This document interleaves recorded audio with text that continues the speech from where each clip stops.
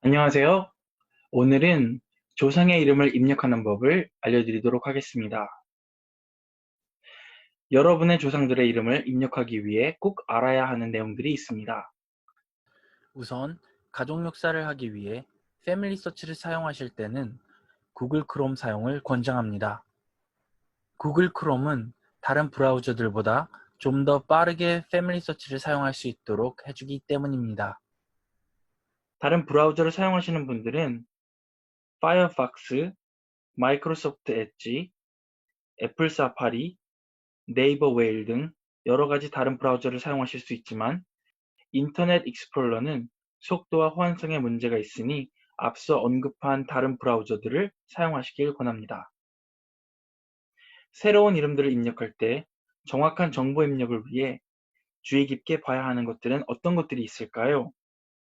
입력 시 정확한 정보 입력을 위해 꼭 확인해야 할 5가지는 한국어 템플릿 확인, 입력 시 이름이 입력되는 위치의 정확한 확인, 한자 이름, 로마자, 그리고 날짜와 장소의 표준화입니다.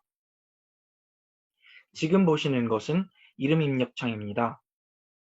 템플릿을 한번 보겠습니다.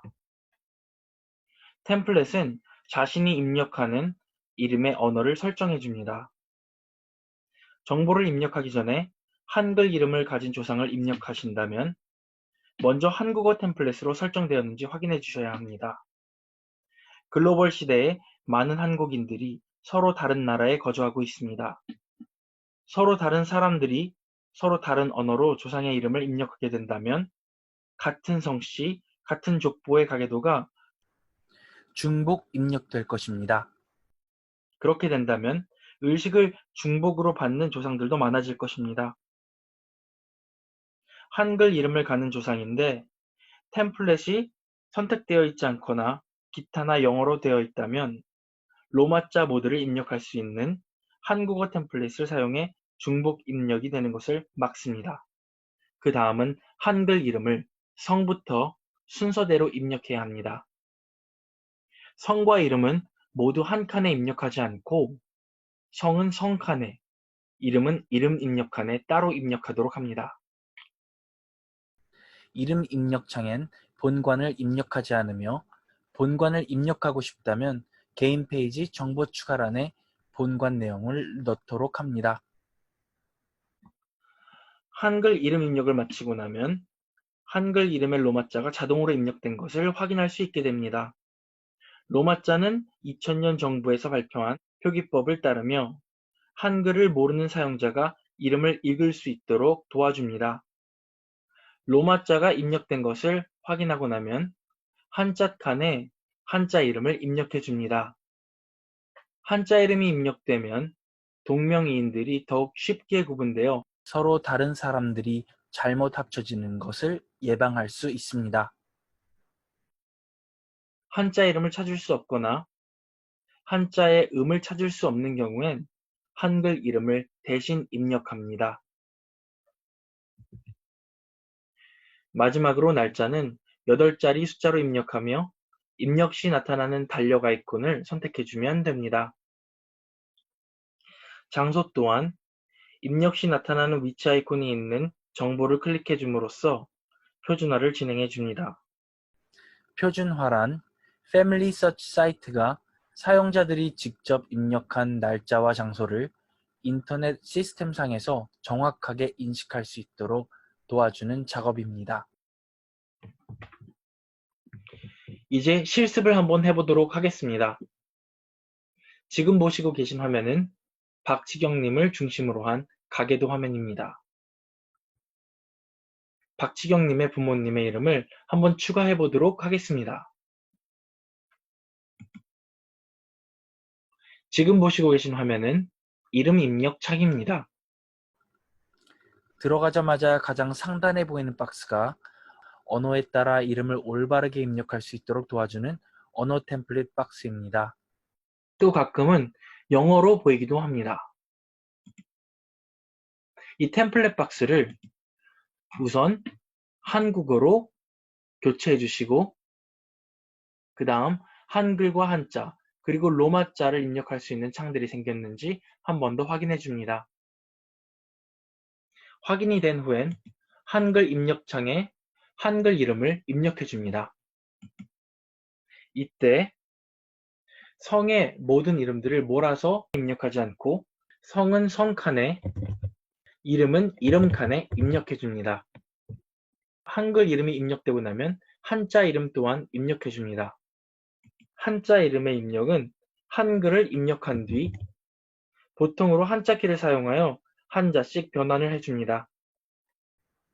한자 키를 눌렀을 땐 같은 음의 한자가 1개 이상 나오게 됩니다. 그중 자신이 찾는 한자를 찾아 클릭해 주시면 됩니다. 그럼 이렇게 입력됩니다. 나머지 이름도 한자씩 같은 방법으로 입력해 줍니다.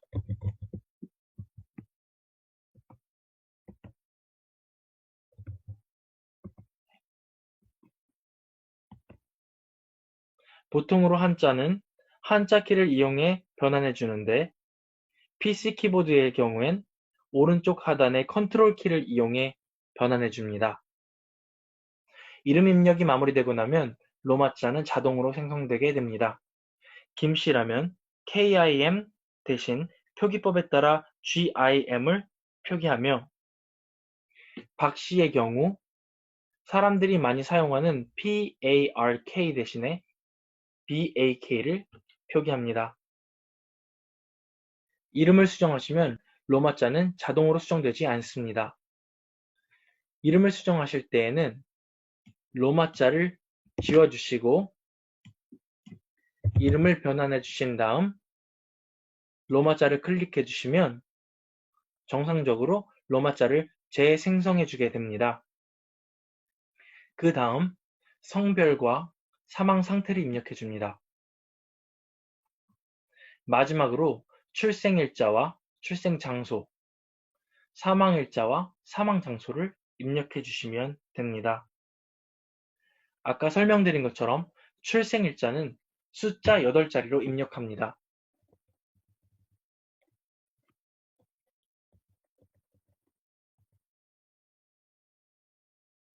입력 시 나타나는 달력 아이콘이 있는 정보를 클릭해주면 자동으로 표준화가 됩니다. 장소 또한 같은 방법으로 입력해줍니다. 자신이 알고 있는 출생 장소를 한국, 서울, 강서구, 화곡동 순으로 입력해주며 더 자세한 주소는 입력하신 뒤에 상단 꼭대기에 있는 정보를 클릭해주면 됩니다. 이 장소를 입력할 땐 간단한 주소는 표준화해주지만 표준화를 도와주는 달력 아이콘이 나타나지 않을 땐 가장 위에 있는 정보를 클릭해 부분 표준화를 진행해 줍니다. 부분 표준화를 진행하실 땐 내용은 그대로 남지만 패밀리 서치 자체 내에선 동이나 읍, 면까지만 자동으로 부분 표준화를 진행하게 됩니다. 의식을 진행하고자 한다면 자세한 일자나 장소의 정보가 없더라도 최소 출생연도와 출생국가가 꼭 있어야 의식카드 인쇄가 가능하니 월일만 단독으로 입력하지 않도록 합니다. 사망일자와 사망장소도 같은 방식으로 입력합니다.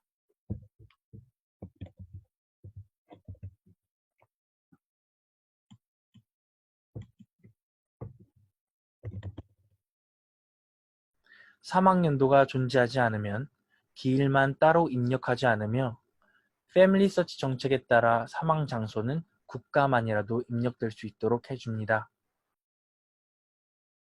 족보를 읽다 보면 출생연도가 정확하게 나와 있지 않고 연호나 육식갑자가 대신하는 경우가 많이 있습니다.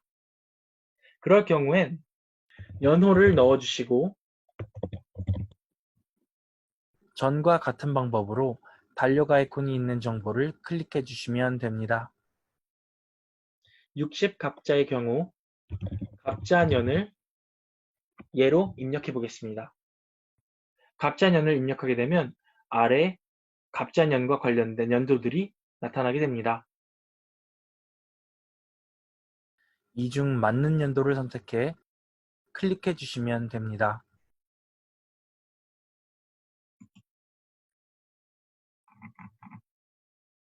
모든 정보가 입력되었다면 다음 버튼을 눌러 이름을 생성해 줍니다. 마지막으로 개인 생성 버튼을 눌러 이름 생성을 마무리해 줍니다.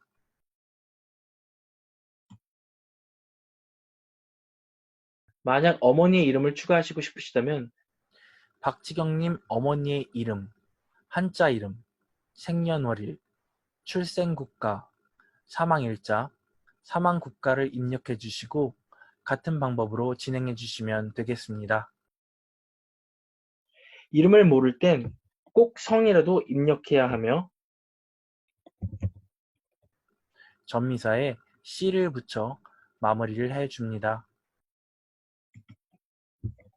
한자도 같은 방법으로 합니다.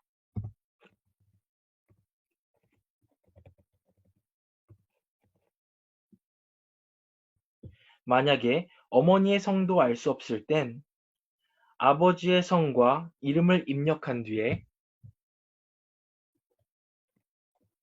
전미사에 의 띄고 부인을 입력해 줍니다.